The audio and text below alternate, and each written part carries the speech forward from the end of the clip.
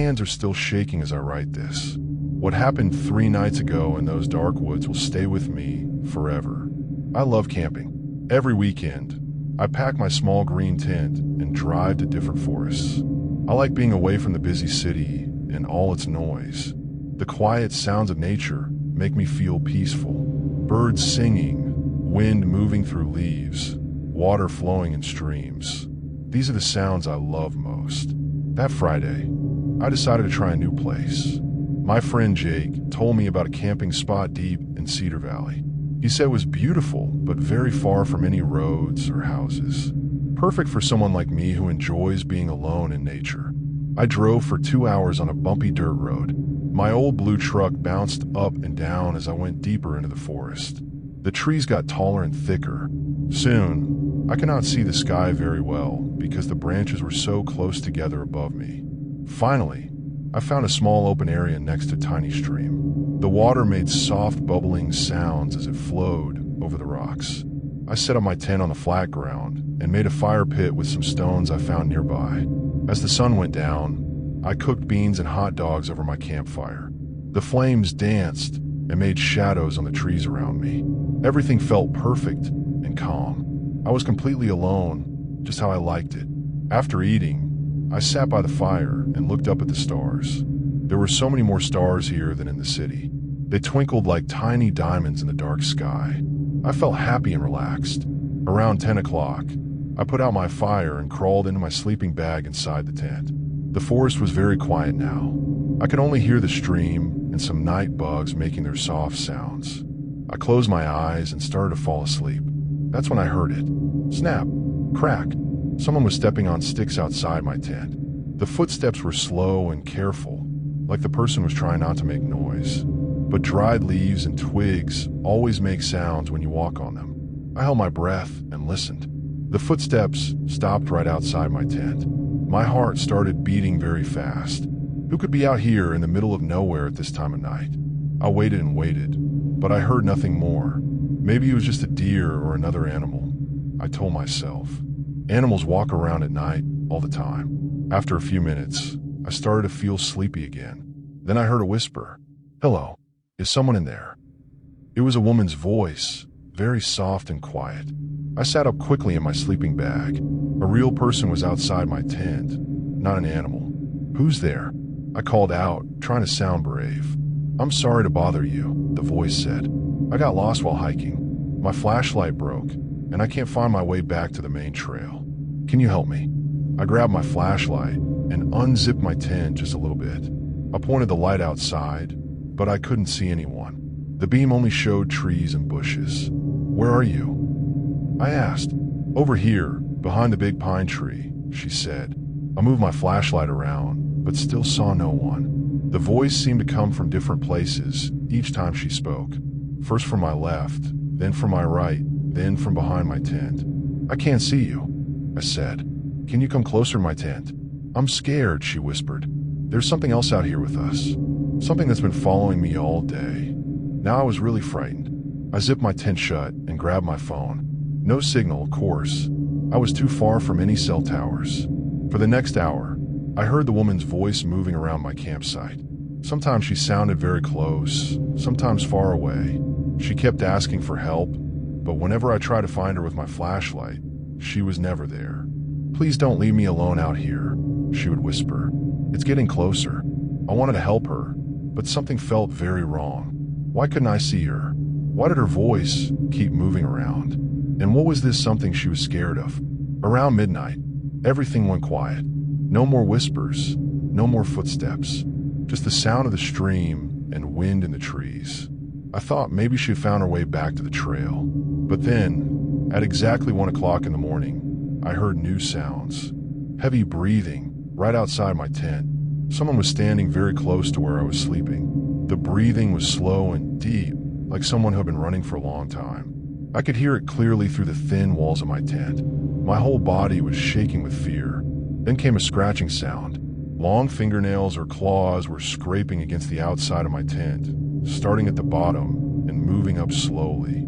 The scratching went around my entire tent, like someone was walking in a circle around me.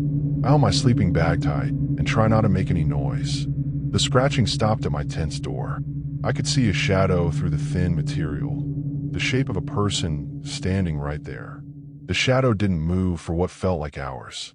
I stayed awake all night, watching that dark shape outside my tent. My eyes burned for not blinking. My hands hurt from holding my flashlight so tight. When the first light of morning came through the trees, the shadow was gone. I waited until the sun was completely up before I opened my tent. Outside, I found strange marks in the dirt all around my campsite. They looked like footprints, but they were much longer than normal human feet. And there were scratch marks on several trees, too high up for any person to reach. I packed up my tent as fast as I could and drove straight home. I never went back to Cedar Valley, and I never will. Sometimes, late at night, I still hear that woman's voice whispering in my dreams, asking for help that I was too scared to give. Running through the forest was supposed to make me feel free, but that day in Silver Creek Canyon, I learned that some paths are better left unexplored. I had always loved running. Every morning before school, I would put on my bright red running shoes and jog around my neighborhood. But after doing the same route for months, I got bored. I wanted to try something new and exciting. My gym teacher, Miss Lopez, had mentioned a beautiful trail called Silver Creek Canyon. She said it was about an hour drive from town, with hills that went up and down like a roller coaster. The path wound through thick pine forests and alongside a bubbling creek that sparkled in the sunlight. I convinced my mom to let me go on Saturday morning. I promised I would be careful and take my phone, even though she worried about me going alone. I packed a small yellow backpack with 2 water bottles, some trail mix, and a whistle that made a loud sound if I ever needed help. The parking area was just a small dirt space next to the road. There were no other cars there, which made me happy. I like having the whole forest to myself. A wooden sign at the start of the trail showed a map with different colored lines for easy, medium, and hard paths. I chose the blue line, which was marked as medium difficulty and 5 miles long. I started running at a comfortable pace.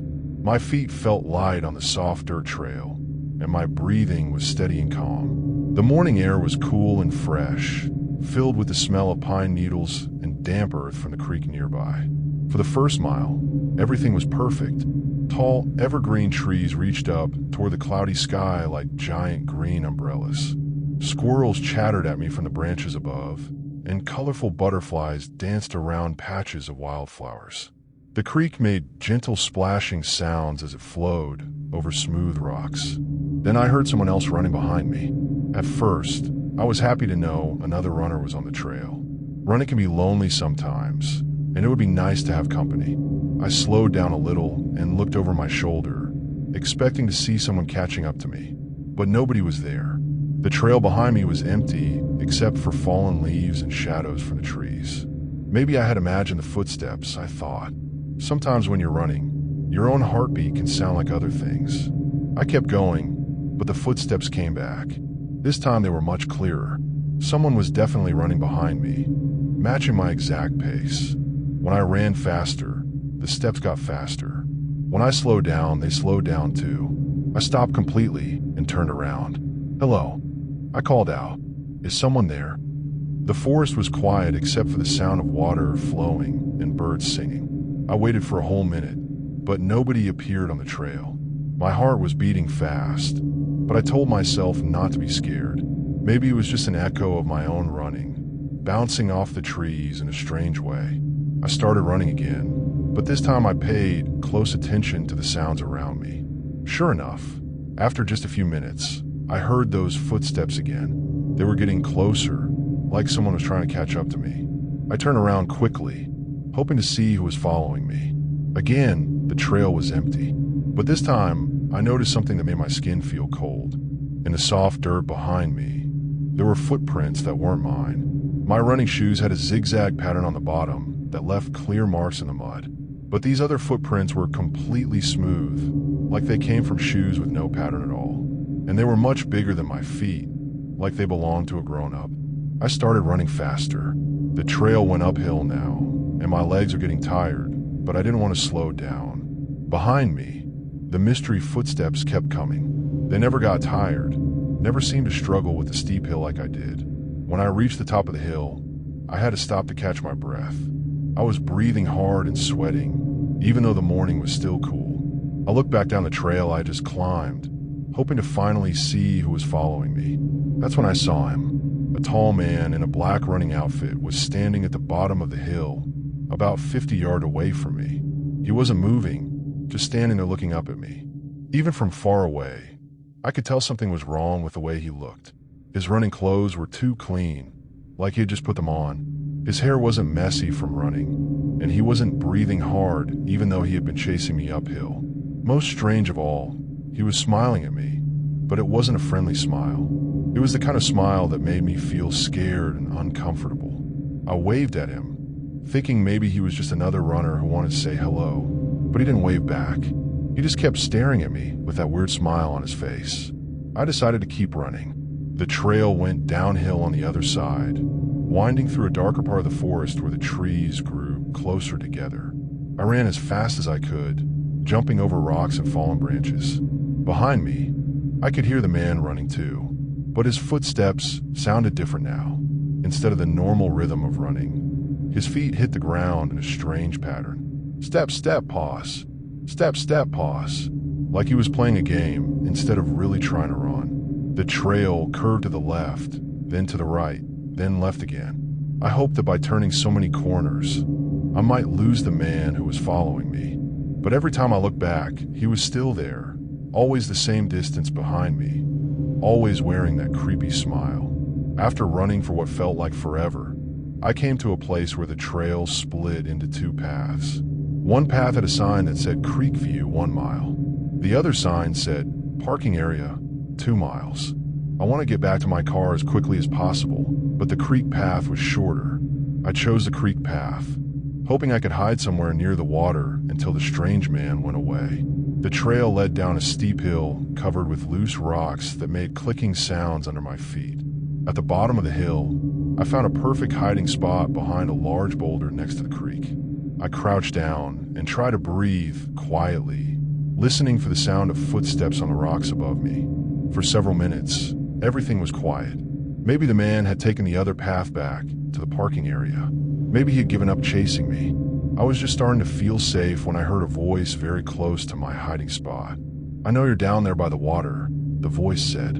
It was calm and soft, but something about it made me feel sick to my stomach. "Why don't you come out so we can run together?" I peeked around the edge of the boulder. The man was standing at the top of the hill, looking down at the creek area. He couldn't see exactly where I was hiding, but he knew I was nearby somewhere. "I have some energy bars in my backpack," he called out. "You must be getting hungry after all that running." I didn't want any energy bars from this strange man.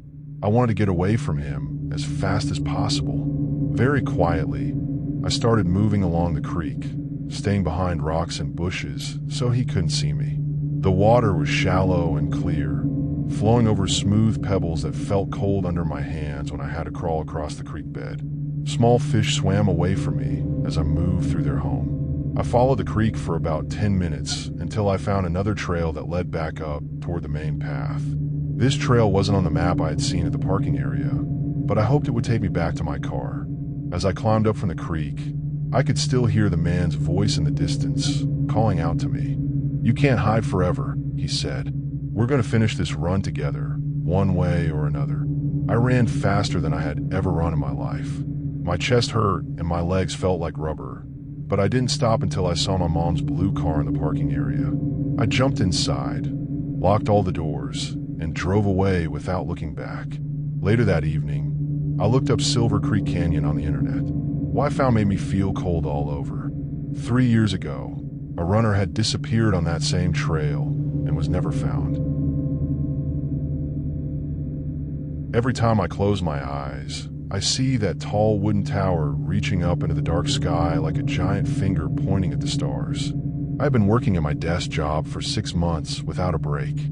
The office walls felt like they were getting smaller every day. My boss was mean, my computer was slow, and I felt tired all the time. I needed to get away from everything, even if it was just for one night. My Uncle Robert had told me stories about an old fire tower deep in Whisper Woods. He said forest workers used to climb up there to watch for fires, but nobody had used it for many years. The tower was made of wood and metal, and it stood taller than all the trees around it. I packed my small orange backpack with a sandwich, some cookies, a water bottle, and my warm blue jacket. I also brought a small camping chair and my brightest flashlight. I wanted to spend one night up in that tower, looking at the stars and feeling free. The drive to Whisper Woods took me almost 3 hours. The road got smaller and smaller until it was just dirt and rocks. I parked my red car behind some thick bushes so nobody would see it from the road. I started walking into the forest around 4 in the afternoon. The trees were very tall, mostly oak and maple trees with leaves that had turned yellow and brown. They crunched under my feet as I walked. Somewhere above me, I could hear birds making their evening songs. The path was not easy to follow. Sometimes I had to climb over fallen tree trunks. Other times I had to push through spider webs that stuck to my face. But I kept walking because I really wanted to reach that tower before it got dark. After walking for 2 hours, I saw it. The fire tower stood in a small clearing, much taller than I had imagined. It looked like a giant ladder made of brown wood, with a small room at the very top. Metal stairs went up and up, zigzagging back and forth until they reached the little house where the fire watchers used to work. I walked around the bottom of the tower first. The wood was old and gray in some places, but it still looked strong. There were old metal signs nailed to one of the legs, but the writing was too faded to read. I started climbing the stairs. Each step made a small creaking sound under my weight. The higher I went, the more the tower swayed just a tiny bit in the wind. It made my stomach feel funny, but I kept going up. When I finally reached the top, I was breathing hard and my legs felt like jelly. But the view was amazing. I could see for miles and miles. The forest spread out below me like a green and yellow carpet. Far away, I could see a lake that looked like a shiny mirror. The room at the top was small and dusty. There were big windows on all 4 sides, but some of the glass was cracked. In one corner, there was an old wooden desk and a broken chair. On the desk, someone had left an old coffee cup and some yellow papers. I set up my camping chair by the biggest window and ate my sandwich as the sun went down. The sky turned pink and purple, then dark blue, then black. Soon, I could see more stars than I had ever seen in my whole life. They looked like tiny white dots scattered across a giant black blanket. I felt so peaceful and happy up there. The tower was my own private castle in the sky. I could hear the wind moving through the trees far below, and sometimes an owl would make its soft hooting sound. Around 9 o'clock, I heard something that made my heart jump. It sounded like someone walking on the metal stairs below me. The steps were slow and heavy, making the same creaking sounds I had made when I climbed up. I turned off my flashlight and listened carefully. Someone was definitely climbing up to where I was. "Hello," I called out, trying to sound friendly, but not scared. The footsteps stopped.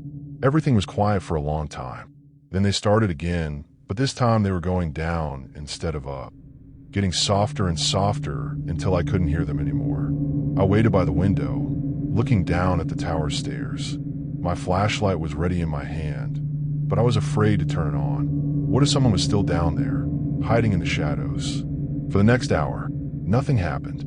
I started to think maybe it had been an animal, like a raccoon or a big bird. Animals can make all kinds of strange sounds in the forest at night. But then I heard the footsteps again. This time they were coming up faster. Whoever was down, there was climbing up quickly, like they were in a hurry. I pointed my flashlight down the stairs and turned it on. The bright light showed the metal steps going down and down, but I couldn't see anyone on them. The footsteps had stopped the moment I turned on the light. "I know you're there," I shouted. "What do you want?" No answer, just the sound of wind in the trees. I decided to stay awake all night. I sat in my chair with my flashlight in one hand and my phone in the other, even though there was no signal up there. Every few minutes, I would shine the light down the stairs to make sure nobody was climbing up. Around midnight, I heard a new sound. It was like someone tapping on the metal parts of the tower with a stick or a rock. The sound came from different places, sometimes from below me, sometimes from the sides of the tower. The tapping got louder and faster. It sounded like someone was hitting the tower with both hands, making noise on purpose. The whole tower started to shake just a little bit from all the tapping. I was so scared that my hands were shaking. I wanted to climb down and run back to my car, but I was afraid of what might be waiting for me on those dark stairs. The tapping continued for what felt like hours. Sometimes it would stop for a few minutes, and I would think it was over. But then it would start again, even louder than before. Finally, when the first light of morning started to show in the sky, everything became quiet. The tapping stopped, and I couldn't hear any more footsteps. I waited until the sun was completely up before I decided to climb down. As I walked down the metal stairs, I looked carefully at each step. On several of them, I found small rocks that someone had placed there on purpose. They were arranged in neat little piles, like someone had been playing a game. At the bottom of the tower, I found something that made my blood feel cold. In the dirt around the tower's base, there were footprints. Lots and lots of footprints, all going in circles around and around the tower. But these weren't normal footprints. They were much too small, like they came from a child's feet. I ran back through the forest as fast as I could. Branches scratched my face and thorns grabbed at my clothes. But I didn't stop running until I reached my car.